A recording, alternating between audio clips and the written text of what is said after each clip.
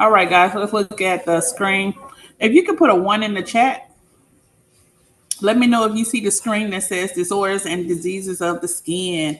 Put a 1 in the chat for me. Disorders and diseases of the skin.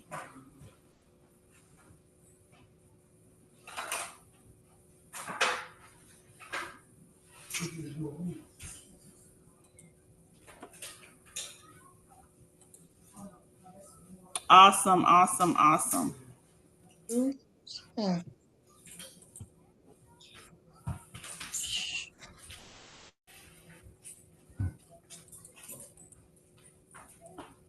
right, making sure you can hear me.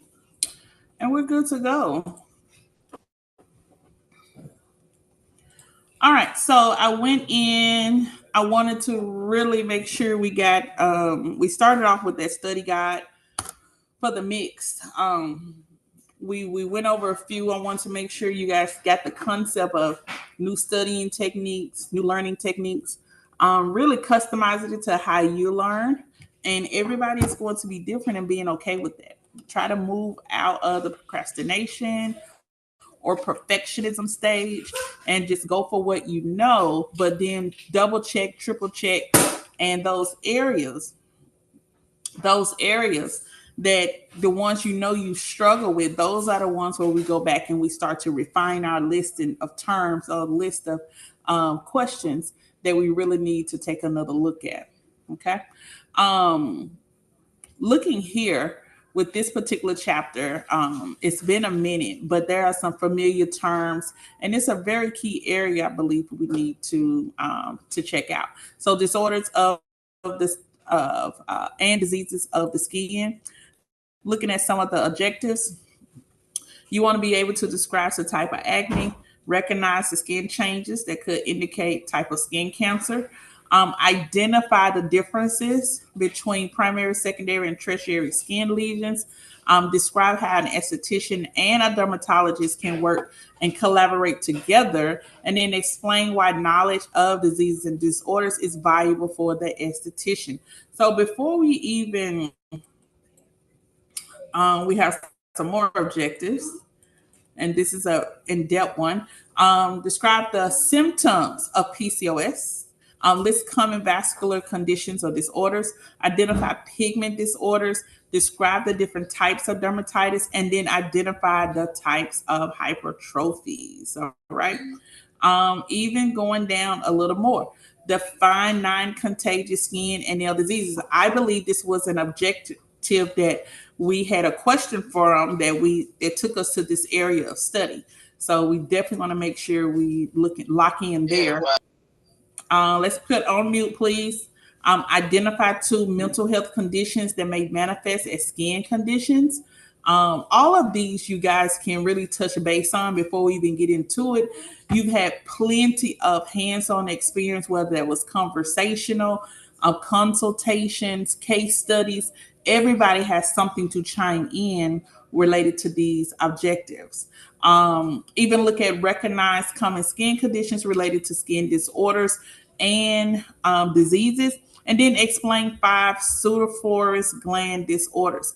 That could be a little complex, so that needs to be an area that we study, because 5 pseudoflorous gland disorders, these are disorders of the sweat glands, okay? And so that may have been something that we have not reviewed, but I definitely want to make sure we touch in on that. So far, a lot of people know HS, and that's all they know. And so we'll dive a little deeper into that. So there's 14 objectives. So you would say, Ms. Cox, how do I tackle 14 objectives when I'm used to 3, I'm used to 5, I'm used to 6, one at a time? All right. And while reading these objectives, the gist of an esthetician, other than the hands-on know-how, is going to be this chapter. Remember, these objectives are asking you to identify. They're not asking you to prescribe. They're not asking you to diagnose, but you got to be able to identify, which means that client consultation, that skin analysis are all going to be very important in determining how we move forward with each client. All right. And so all of these 14 objectives are going to help you identify. So it should be a test of as far as if you are being an esthetician, I know what I'm talking about because you ate this chapter from front to back. All right. So even if you're licensed, you coming back and keeping your book at your area and say, hey, I need to go back and review chapter 4. I do different chapters just to puzzle, just to challenge myself, from the cosmetology book to the nail book to the skincare book. I would do different chapters.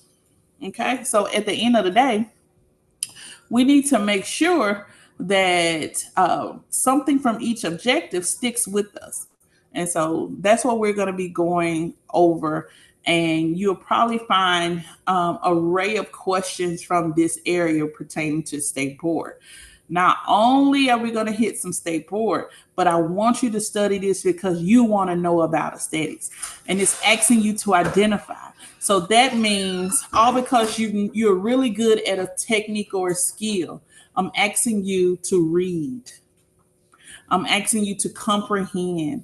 I'm asking you to put the two together. I'm asking you to use your voice and conversation and make the client comfortable enough to ask the pleasing questions, ask the challenging questions, because you have these 14 objectives. And when you see something, you have to say something. And it's good for you to say something before starting, because then if something happens on the back end, you'll be able to say, we're covered. That was already there, documented on this day, so on and so on. So analysis, consultation, we're building our conversation, but we're training our eyes. So that means anywhere you go where people are, you should always be training your eye. Should you do anyone leave school and saying they know everything? No, you have to be a continued student. So if you're going into particularly skin topics such as chemical peels, lasers, this is a chapter they're going to expect you to know before you go to those advanced trainings. So you don't want to be a person who just has the funds to pay for the advanced trainings, and then when you get there, you don't understand the foundation. So even before you get to laser technician and being on the national registry, there's a level of expertise and professionalism and education you need to be at, of knowledge, before you even move into advanced services. So even if individuals are saying, hey, I'm going to specialize in waxing, hair removal is part of advanced aesthetics. Regular aesthetics it's really of the body, from the feet, from the legs, all the way up to the eyes. Okay. When you do bikinis, that's part of regular aesthetics. But now you're going into Brazilians and you break it on down and you're doing a little more, you're getting really in depth into it. This chapter flows with everything you're going to do if you're going to put something on the client's skin. When we talk about contraindications, this chapter should come up, because you should be able to identify what you see, whether that's disorders, conditions, or diseases, and you should be able to identify it enough that yes, I can service the client, or no, we cannot service the client. Okay, so 14 objectives to hold on to for the longevity of your career. No matter if you got 20, 30 years down the line, these 14 objectives should always be something that you categorize and hold on to, and you just build your business off of. All right. So enough of that. I do want to open up the chat, or really I want you to unmute, because me going back to the chat box is something. Explain the knowledge of diseases and disorders, why the knowledge of disease and disorder is valuable for an esthetician. So I know I have 3 people on. Unmute. Let's have a conversation. Can somebody give me just a summary?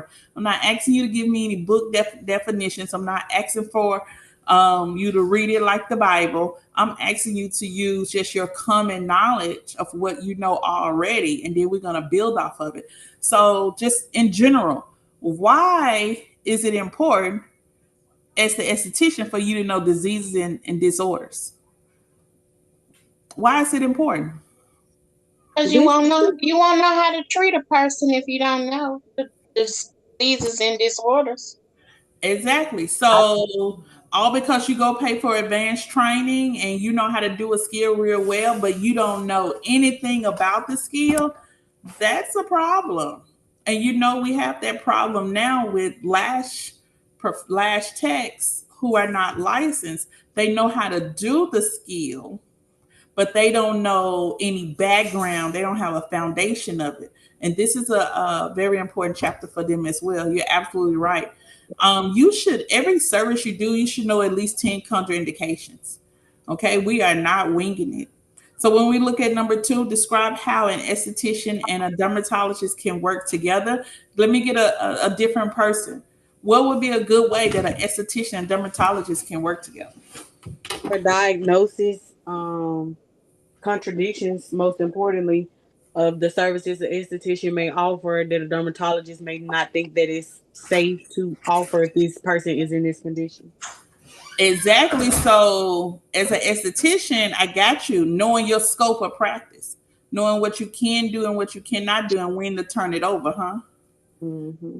That's good. Also, you can work together. Like, hey, I got a client. I can, the dermatologist said, hey, I got her on the medical end, but she's gonna need somebody to help her with her routine. So she'll pull that. He or she'll pull in an esthetician. That's great teamwork. You're both getting paid. You may say, Miss Cox, dermatologists, if they're not going to get cash, they're going to get some kind of medical insurance. They have the people in place for the medical insurance. As an esthetician or a partnership with a dermatologist, you can choose to include your prices with the insurance costs. Okay. Especially if the dermatologist has like a suite area to get those services. You may not want to be someone in your own private suite. You may want to say, I'm going to do my work inside this dermatologist's office. And a business partnership, you may be able to combine your service costs and be able to get the most out of both of you guys working together. And the last person who has not, we're just going to look at these. Identify the differences between primary, secondary, tertiary lesions. We've seen different things on the skin, so you're going to be able to identify those. Recognize the skin changes that could indicate a type of cancer. Describe the types of acne. Acne comes in about 4 different grades. Not all of them we are able to service. And so the last person who did not get to say anything, can you give us a symptom of PCOS? We talk about PCOS a lot. Can you give us a symptom of PCOS? If we see our client looking like something or they got something going on, it may say red flag, this client may have PCOS. What would be Ex- something we'll look at? Excessive hair growth. Excessive hair growth in areas. Now, here's what I want you to notice: in areas where hair doesn't usually grow in women. So, what does that look like? Did that narrow it down? So, yes, it is excessive hair growth, but it's excessive hair growth in areas where hair doesn't usually grow in women. Can you give me 1 or 2 areas? Um, Chest hair, Yeah. chin hair. You see a woman with chest hair, chin hair, full blown mustache, got beard, pork chops. Pork chops is like the little Elvis Presley sideburns. So, um, and it's something different if their parents are really hairy and then you see that hairline going down. But when you literally see patches of hair on that spread over into the jaw facial area, those are pork chops. Okay. And sometimes you see women with abnormal hair growth in that area. And so that's good. So we've all, if you used to look at all of these, we've seen something. Identify pigment disorders. We know 2 that we talk about from day one. Hyperpigmentation is dark spots. Hypo pigmentation is light spots. So we'll learn about those. Describe the different types of dermatitis where you have it on this hairline, you have it on the scalp. Many individuals have it on their skin. So we're going to learn about those. The types of hypertrophies. When you see hyper is a lot of something. Okay. Trophies is a buildup. A lot of time hypertrophies can come in a lot of skin buildup, just dead skin cells buildup. And so it can cause the skin to become thick. It can cause the skin to feel like leather texture. Okay. Hypertrophies. Just looking at contagious skin and nail diseases. That is something that we need to characterize because we saw questions about these 9. So this is an area you'll definitely highlight when we get to objective 11.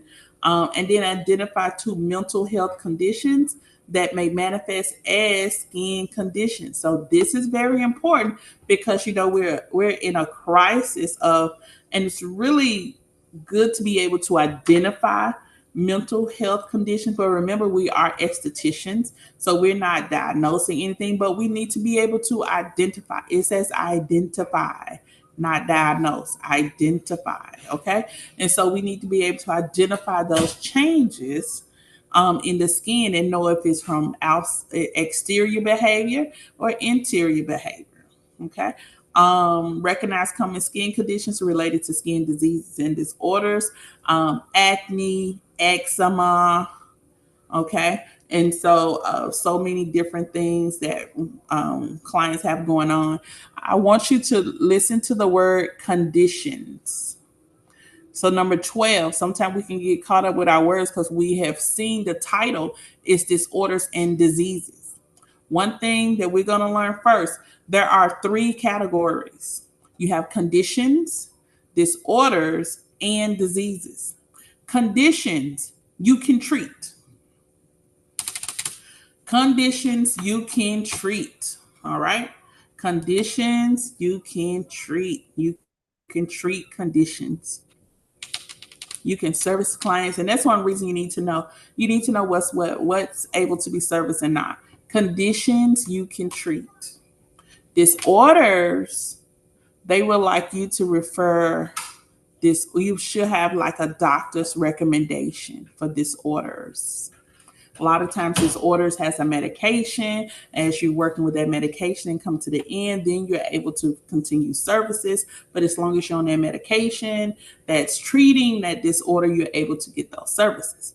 And then there's diseases. Diseases absolutely is a no. All right. So conditions are safe. You're good. Just treat those. That's your scope of practice. Disorders is also your scope of practice, but you need medical attention, physician approval before you're able to do services. And then you have diseases that you are not able to do. And diseases should be referred to what's our doctor? Somebody unmute. Dermatologist. Yes. And so this is one thing I hear. And remember, I'm a cosmetologist first. So when we have individuals who are experiencing hair loss on the scalp, they have tended to go to dermatologists. What dermatologists, yes, may be able to treat a percentage of the scalp, but mostly deals with the skin. Okay. The skin on the body, on the face, it's a totally different ball game than what's on the scalp. All right.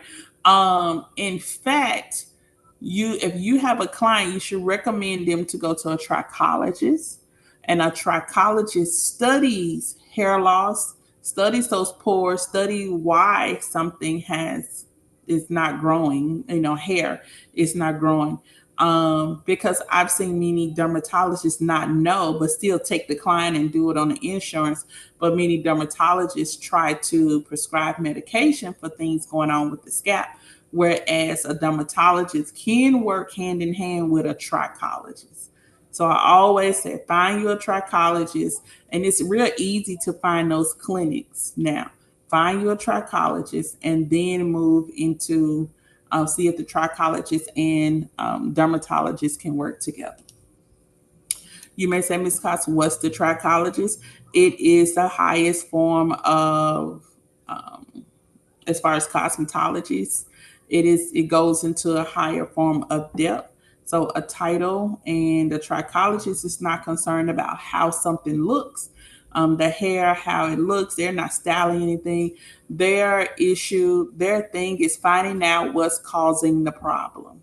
And so that's a trichologist. They find out what's causing hair loss. They find out why the scalp is doing this, why the hair is not doing that, and they treat that and go on about their business. Okay. And so styling hair is absolutely not part of it. So we did explain different things as far as like our knowledge base when it comes to disease and disorders.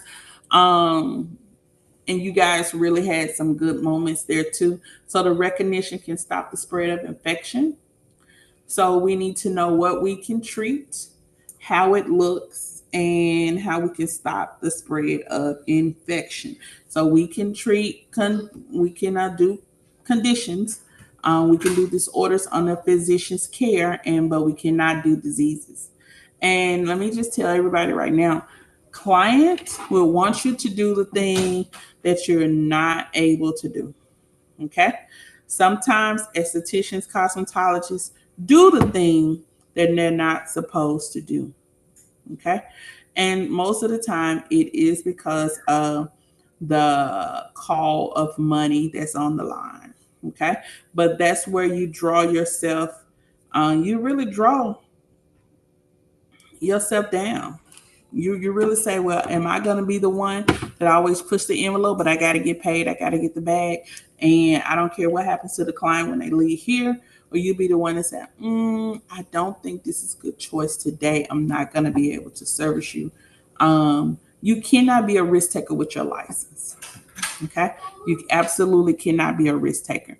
And so your integrity is above everything. So that's something you're going to have to check out. Can help individuals that have skin problems.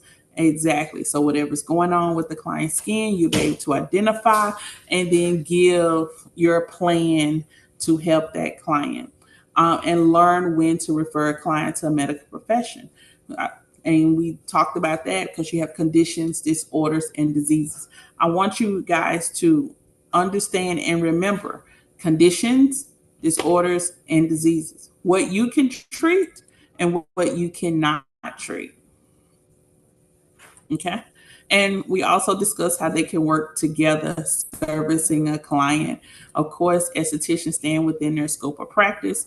And then also, not only estheticians staying within their scope of practice, but dermatologists doing so as well. What's the difference between an esthetician and a dermatologist? Well, dermatologist is a doctor, okay, and it's a doctor that studies the structures, components of skin, and skin being the largest organ. It's a major thing for dermatologists. All right, and then you have esthetician. Yes, you probably would do everything but have the doctor. Okay. You do have a scope of practice that you're only allowed to do. We notice that when we doing massage, and we notice that when it comes to skin diseases, conditions, and disorders. Okay. So those two things, when it comes to contraindications, we got to know it top and bottom, because that tells us what our license does cover and what it does not cover.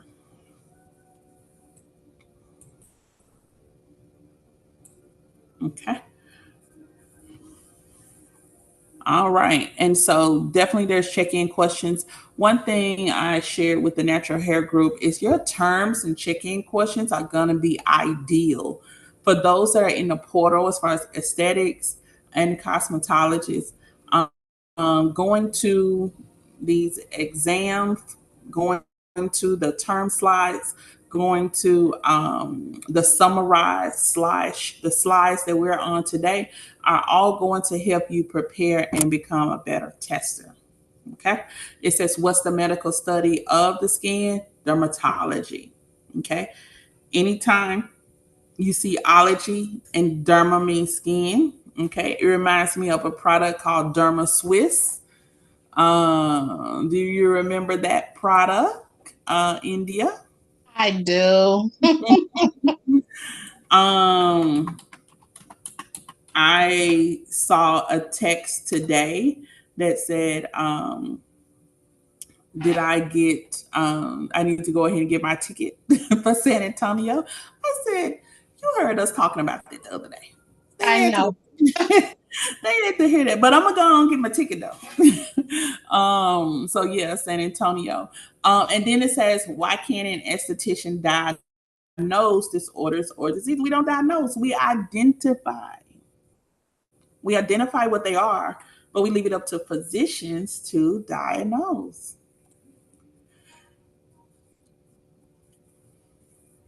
Okay. So, looking at the different lesions on the skin, we've had many people have found out that you're in school, they come in with all types of stuff. Okay. So, we have primary, secondary, and tertiary lesions. That's how we put them into category: primary, secondary, and tertiary lesions. Woo. Just like there's Fitzpatrick's, just like there's the Glogau scale,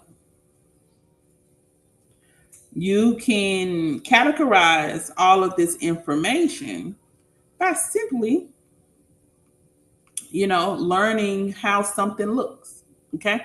And so in the class, what we'll end up doing is doing a class project where we bring in some pictures so we're able to identify what it is, whether it's a primary, secondary, or tertiary lesion, and then be able to name it. The key thing in studying this, y'all, is going to be, what is that one thing that stands out that you understands what it is? If I was to say pustule, already by me saying the word, that lesion has something to do with what? If I said pustule, Pustule, that lesion has something to do with what? Pustule. Probably infected, so it would have pus in it. Yeah. Number one, it has pus. Okay, it's a bump with pus. Number two, it probably has infection, because you say, how does she know infection? Y'all, there are signs of infection. Okay, signs of infection. Let's go to the chat. And I think I put this in before.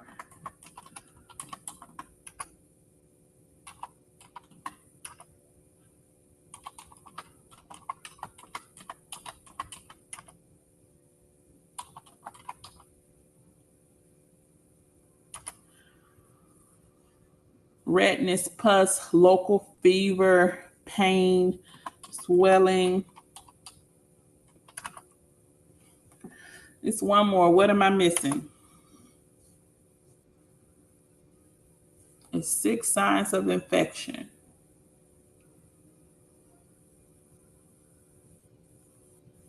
And I'm missing it.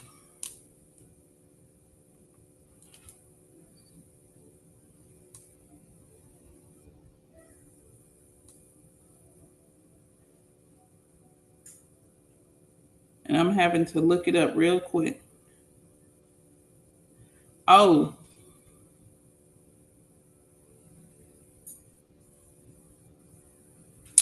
fever, local fever, pain, swelling, redness.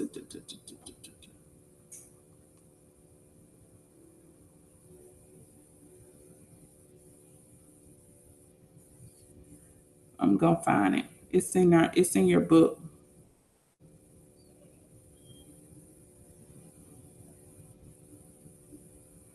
Yeah. So we got 5 so far. I can't think of the 6th one right now, but we'll find out before we leave. Make sure you note redness. Redness is going to be inflammation. Pus, local fever means there's just heat in that particular area. Pain, sensitive to touch, and swelling. Okay. So I believe there's one more, and I'm not going to rest until I give it to you. But that's in the chat. Okay. And so when we look at primary and secondary lesions,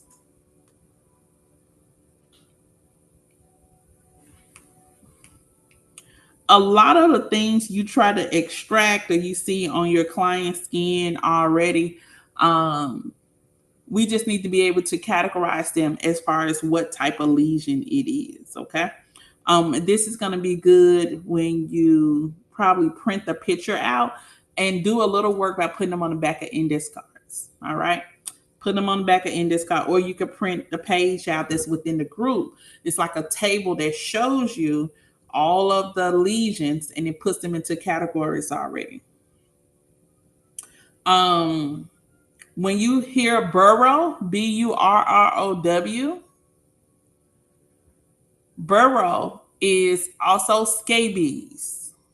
Okay, Scabies. So here's the usual definition of scabies. All right.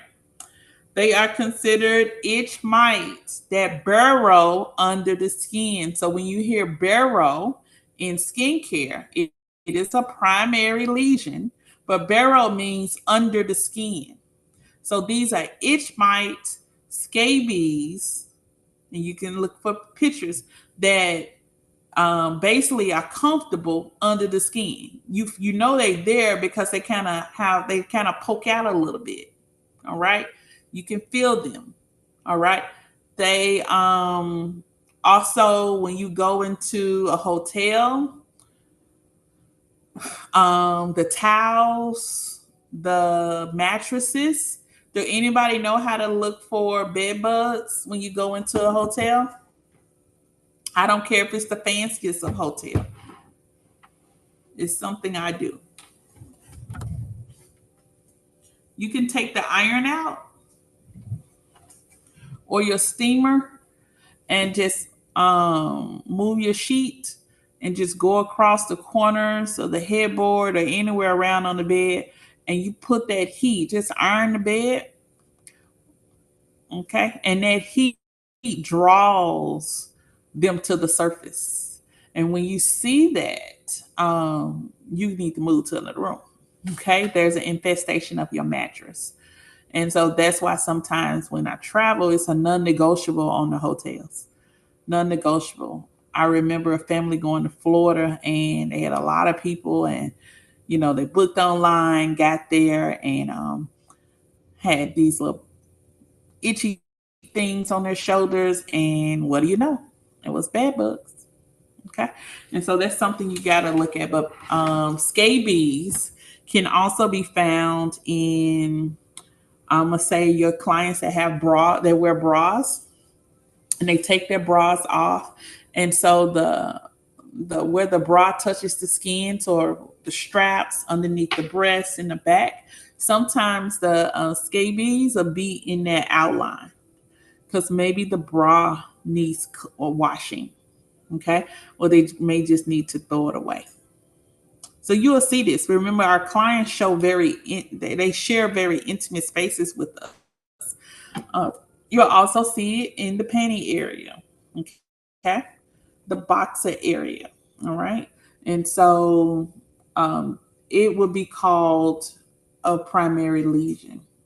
Pustule, we talked about that. Pus filled raised bump. It's an elevation of a pimple. So it's a pimple, but now the pimple is bigger and it has pus in it. Okay, that is a primary lesion. Bulla, Bulla. Okay, let's see if our slide shows different. Oh, there we go. Primary lesions, bulla. Y'all look at this. It's a blister. It has fluid in there. Fluid-filled blister. Okay. This is an indication of infection. Could be severe reaction or infection. A bulla. And many times we probably seen this growing up. Sometimes people still see it if you have kids that are allergic to grass. You'll start to see the blisters come up around the sock area. That's why you keep that grass low, or they wear longer pants in the summer. And so that's bulla. Okay. Masio. You may say, oh, I've seen that. Flat, discolored area of the skin. Masio is like a freckle. Okay. So anybody could have freckles. Anybody could have freckles. All right. Um, Anybody could have freckles. Look at a cyst.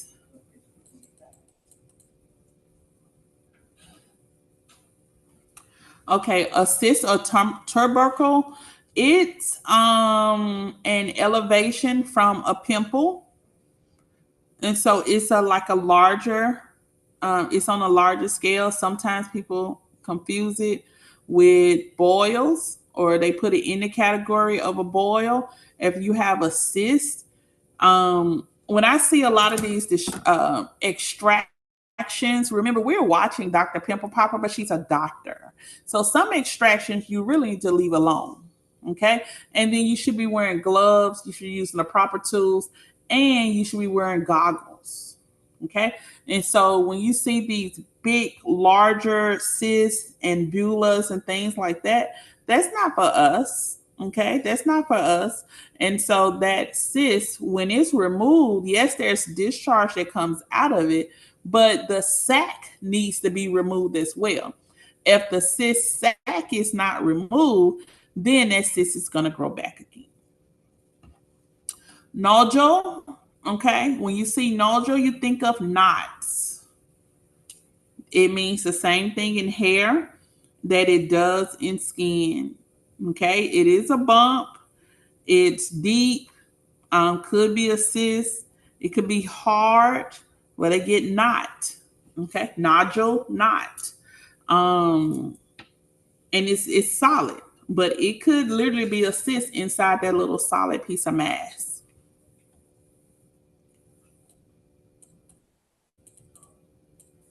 Still on primary lesions, papule. Okay, we see a lot of papules and pustules. Okay, a lot of papules and pustules. A papule is a solid raised bump up to 1 centimeter in diameter. You usually associate this with acne. Where do we see this normally at? Do anybody know where they'll see something like this at? What area is this? Just by looking at it, you know what area this is? On the face?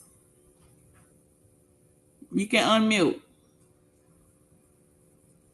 Is that the jawline? Mm-hmm. It's the jaw area, the jawline, and chin area. Y'all, we see these in men and we see these in women. Especially pay attention when you have a client that says they cannot use razors on their face to groom. They got to use clippers. And so their skin conditions could actually be activated by the use of certain implements. So we want to make sure these areas stay clean. This redness also indicates, redness is inflammation, but it indicates sensitivity to me. Okay. And so this person could be very sensitive. I think if you put too much harsh stuff on it, like pH too strong, you could cause the skin to be sensitized, which means every time you touch it, it burns. So it irritates the client, not so much burns. Good, but it irritates the client. Okay, makes it sensitive. And of course, we talk pustules, and then if you look at vesicule, okay, looking at vesicles, they look like little scabby areas. Yes, they can have something inside of them. It's smaller. Okay. We've seen tubercles, we've seen bullas, but it could have a smaller blister side. Okay. Sometimes you can find them in little patches. So it's good to know what your clients are allergic to or what they've been in. All right. Tumor and wales. Okay. Tumors and wales. Let's look at wale. Smooth raised papule. So it's a smooth raised bump. Okay. Papio, no pus included. So it has a firmness to it. Okay. Papio can be associated with acne or dermatitis. So this well could be smooth, but it's raised up. Okay. Um, Usually when you see this, and estheticians see this a lot, it could come when the client has an skin allergy. So just say I wax, and then you notice after the wax, the skin has raised up and it look like it's a little rash or something. It could just be a welt, and it's a sign that the skin could be sensitized. It could be a sign that indeed something has irritated the skin, and the skin is reflecting. They're talking back to you by causing this welt, these little raised bumps to come up. Okay, how do we treat that? Well, sometimes if the client is very, they're gonna be in pain, we will say, hey, it may be a good idea to whatever you use for pain to take that 30 minutes before we start. But also you can use hypoallergenic products, so things that have they're more clean ingredients that don't have things that will irritate the skin. Also, you can tell your clients their detergent and things of that nature may be too fragrant. Okay, that may cause these issues. Also, this could come from you not putting the pressure back down on the skin. This could actually come if you have pulled your strip too hard. So we could be too rough on skin sometimes, okay? And if we also did not, if the blood came rushing up and we did not push down. So I see a lot of this in the waxing hair removal area, wales. All right. You would say, I tell every esthetician, keep you some Claritin. They have keep you like something in the Benadryl family, something that's antihistamine. So whatever comes up, you'll be able to calm it back down. You begin the process of calming it back down. Okay. Um, and of course, we are not picking at tumors just for physicians and things like that. Here we got secondary lesions. Okay. Secondary lesions, when we're looking at scales, crust, look at this crust here. It's dry. Could be dried up blood, dried up pus, dried up serum. And so it could form a crust. Remember, our skin is protected by something called acid mantle. So let's put that in your notes. 2 words. Our skin is protected by acid mantle. Okay. The acid mantle gives the skin its pH, 4.5 to 5.5. You may say, Ms. Costa, what's the acid mantle? It is a mixture of oil and sweat. So they both come out of the pore, set on the scalp as a thin layer to protect.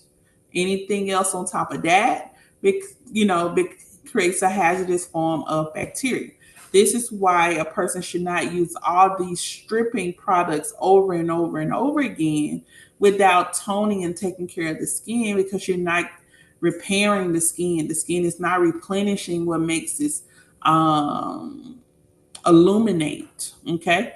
And so you have to make sure that you have those things in place. Crust is also a sign of healing, repair. So you may ask your clients, when did you cut this? And they may say, oh, this morning I cut my skin, oh, this morning. And you're already seeing a crust. And so that's, or what we call scab. That person's skin repairs like this. And so that person's skin is going to look younger, okay, longer, because whatever happens to it, it starts to repair itself. Bam, bam, bam. But as you get older, it takes more time for your skin to repair itself. So this is why we have anti-aging products come in. This is why we have other topical skincare. Now your ingredients start to cost a whole lot of money. This is where your machines are coming in because we're trying to move the skin into a place of renewal because it has just slowed down. Okay. We do not want to get fissures. Okay. We do not want to get fissures. And you would say, Miss Cost, what is a fissure? Look how dry that skin is. The skin's so dry that it cuts. Okay. So make sure if you're going to move into grooming and things like that, make sure that your spouses and you talk about to your male clients, you talk about the grooming, not just for the hair, not just for the face, but you want to make sure their hands, you want to make sure their feet are in a place of repair. Remember, you can massage the feet. So you can offer them services like whatever body wrap you do on the body, you could do it on the feet. Okay. You can do foot massage. You can do paraffin dip. All right. You can do aromatherapy treatment. You can do acupuncture, reflexology. All of that's available on that area. What happens too, you won't be able to use any knives like calluses or anything like that. But if a person has this condition, ultimately, when they come in, you need to make sure you mask their feet with moisturizer, anything that hydrates, and you can put them in foot wraps and all kind of stuff. And so we want to make sure you don't see that on the feet, but you don't want to see that on any part of the skin. Have I seen it on? Yes, people have had it on their face, on their nose. They've had it on the back areas. So it's just part of that care. You got to make sure you're good. Okay. Excoriation, we've seen this, especially in the nails. A lot of times, there's a message that has been sent. It can be genetic, but sometimes it's usually a result of if I see it in the toes or if I see it in the nails, could be a result of external damage where something has been caught, or it could be the final result of you never would have known that because I have to take medication for this organ, that one of the side effects, my nails are going to look like this. Okay. And then there's keloids. All right. In aesthetics, you deal with clients that have keloid skin. We are not waxing keloids. Okay. Whether it's on the ear, whether it's on a part of the face, you better go around. Okay. We are not waxing those particular areas. Another secondary lesion are going to be a scale where it's just dry, flaky skin. I think we see a lot of that dry, flaky skin. And so here's the scale around the hairline. So I would challenge you to, if my client came in with dry, flaky skin, what are 3 reasons I would give them to come see me? Or what are 3 treatments that I can offer them to take care of the dry, scaly skin? Or what are 3 products they can purchase? I need you to have some solutions because somebody's not going to like this. So I need you to have some solutions as well. So when we look at scar, okay, this is going to be very important for us as well. Take note that if you are extracting a pimple, okay, and you're extracting a pimple, and some people be extracting something more than pimples, like pustules and things of that nature. So you are extracting something related to cystic acne, stop. But if you are extracting a pimple, okay, by you doing it with your fingers improperly, you can cause a scar. If you do not let something heal, it just continues to rejuvenate. Okay, regenerate. That's what I was going to say. Regenerate, and so it has a healing process. And then you go back and you're messing with it again. it does not fully heal. So over a period of time, there's scar tissue that's building up. Okay, scar tissue that's building up. When we do extractions, part of the extraction service is our manual extraction. Okay, or we could have used the scrubber, electrical extraction. But after the extraction, you want to go in with high frequency. You would say, Ms. Cox, why? The high frequency is going to kill bacteria in that area. So if bacteria oil is present, you're going to have more acne to pop back up. And so the high frequency one is going to close the pore. It's going to kill the bacteria and it reduces scarring. Okay. If you choose to use someone using their fingers to bust a bump, okay, and this is layman's term, you make the exit of the byproduct, the pus, larger, all right, which makes it longer, takes it longer to heal, okay? But use your extractor tools or just a little poke, and then it comes out of one area. You get it cleaned up, you get it dry, you use your gauze and put your high frequency on top of it. It reduces scarring. It would be that night or the morning where you'll say, where was that pimple at? What happened? Okay, so know what you have and tell clients it's good for you to service them instead of them picking at things. Okay, there are many individuals that do have scars related to post cosmetic post surgeries. Okay, as an esthetician in Tennessee, you guys are not allowed to offer um, any additional cosmetic, post cosmetic services. Okay. And you would say, Ms. Costa, what does that look like? Post cosmetic services would be those massages that they need once they finish their like body surgeries. Okay, whether it's BBL or whether it's mommy makeover or tummy tucks. In other states, estheticians are able to offer those services. In Tennessee, you must be a massage therapist to offer those services. Okay, and Mississippi. Now, if someone's offering those services, I ain't look, but I make sure I want to tell everybody that you need that additional credential to do that. All right. Um, So as you do that, you'll also learn how to treat scars. You'll be very careful. There are contraindications, things that you see that you're able to refer back to the doctors. You got to have a good line of communication because when you see infection, you got to hit it. And remember, there's nothing you should be doing anything. When you see the infection, the signs of infection, you need to pass them over to the physician. Okay. And one reason why I stated that when it comes to scarring and post cosmetic services, because that is part of advanced aesthetics. Tennessee does not have it, but other states have advanced aesthetics.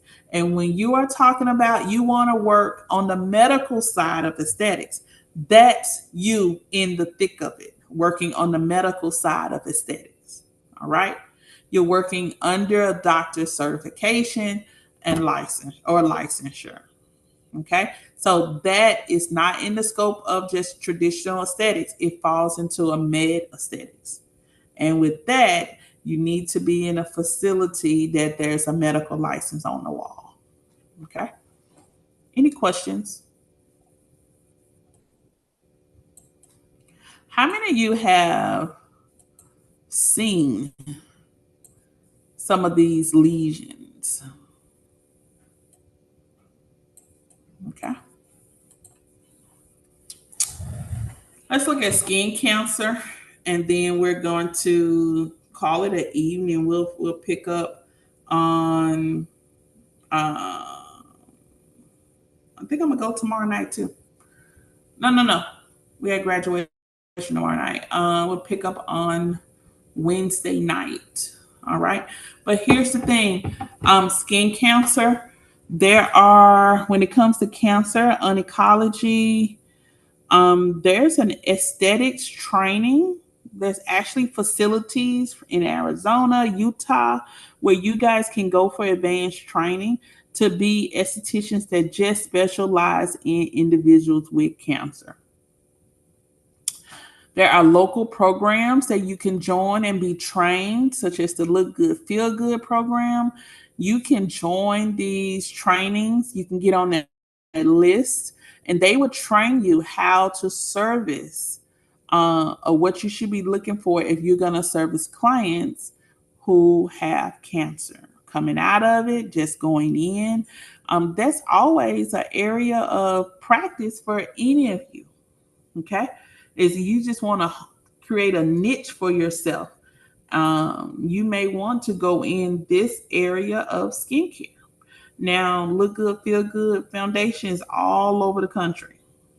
I know for a fact. You just go online. We may have to do it. Find us a representative. See if you can when are their next trainings. It may be 3 to 6 classes.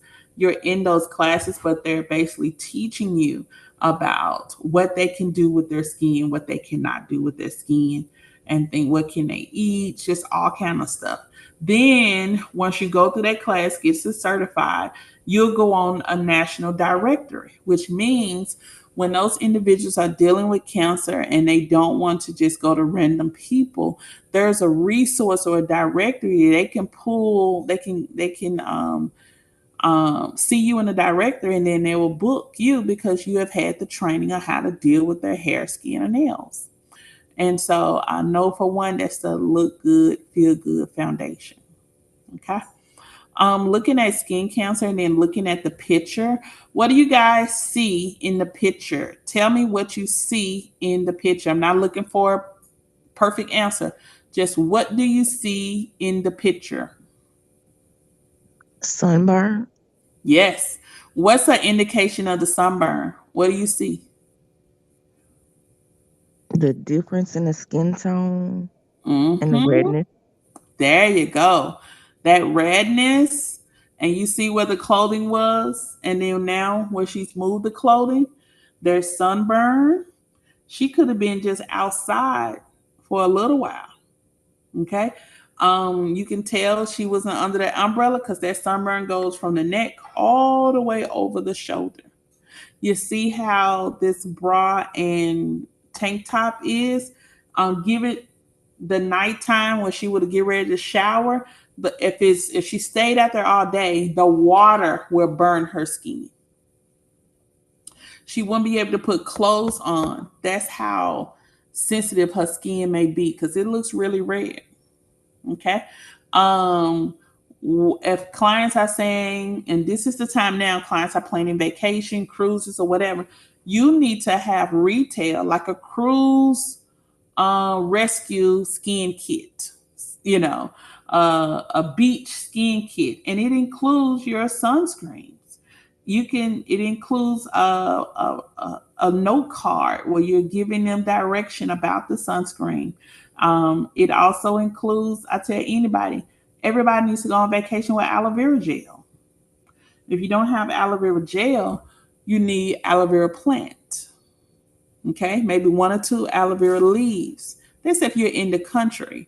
If you're going outside of the country, don't take no plant outside of the country. It's going to stall your travels because they are. Some people are more. Some countries are like you cannot bring plants or fruit into this country, and I know the U.S. is like that as well. So you're gonna need sunscreen, need some sunblock.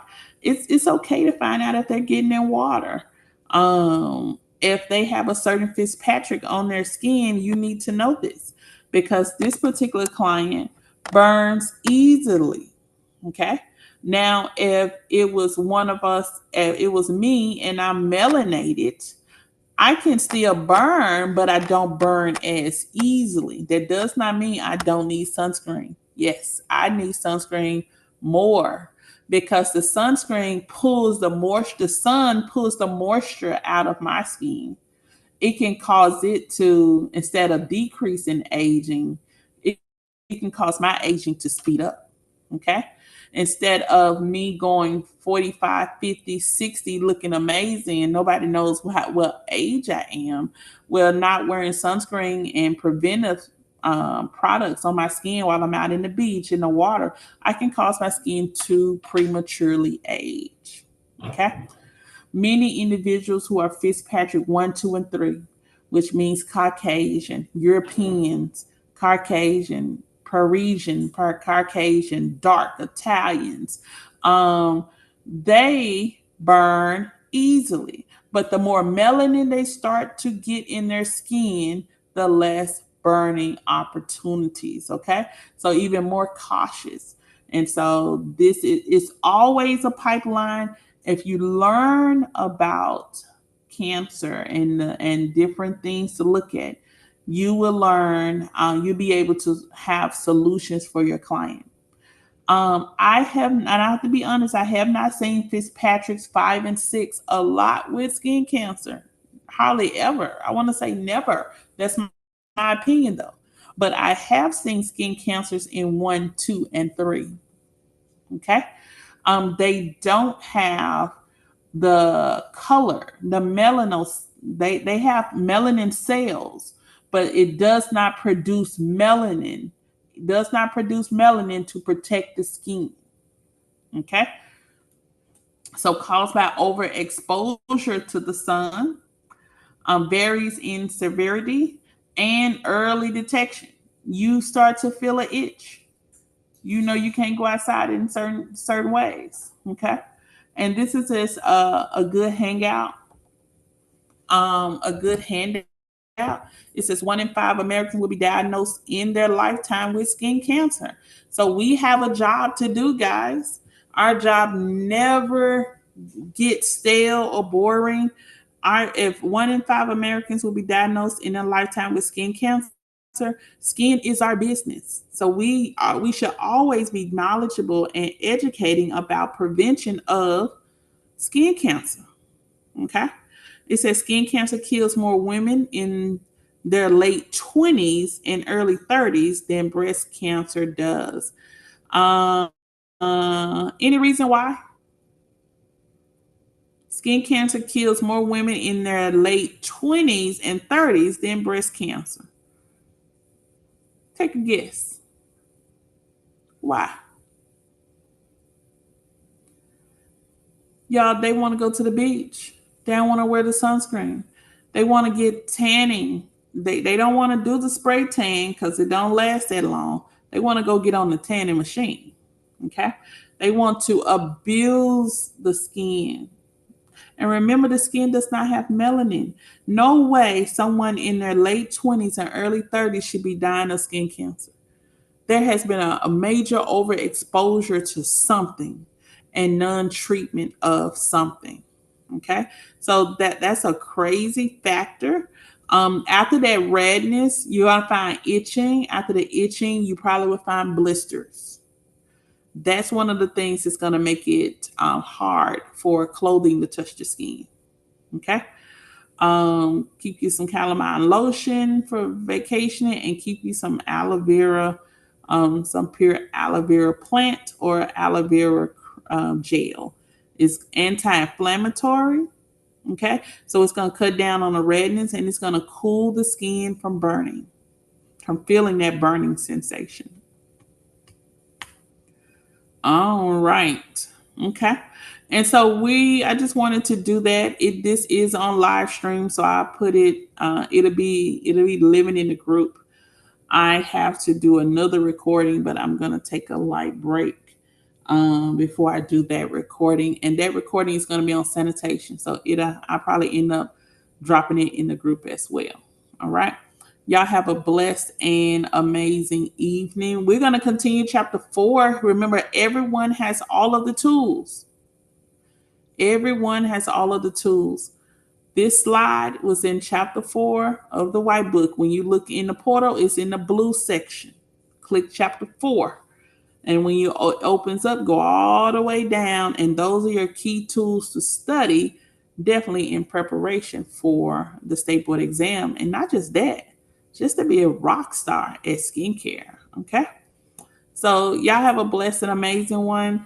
From Friday, we've had to we once we have our last inspection on Wednesday, I'm gonna update. You'll probably see me promoting at that time. But whenever you're out and move, you got to make sure you just follow the law, follow the rules. You know, I talked to you guys about making sure you have all your stuff, and then when you have a salon or school, they don't really have to tell you when they're coming. Okay, so just know at anniversary times, you know, you may get checked once, you may get checked twice. It is just part of being in the industry. So just making sure. So it just happens to be the time that we're studying state board as well. So I'm gonna go make sure everything is good again tomorrow and Wednesday. We're supposed to have that happen, and I will be in touch with everybody after that. Okay, but stay tuned. Go ahead and study chapter 4, and we're going to work on the terms and study guide, no, the exam when we return. Y'all have a great and amazing evening.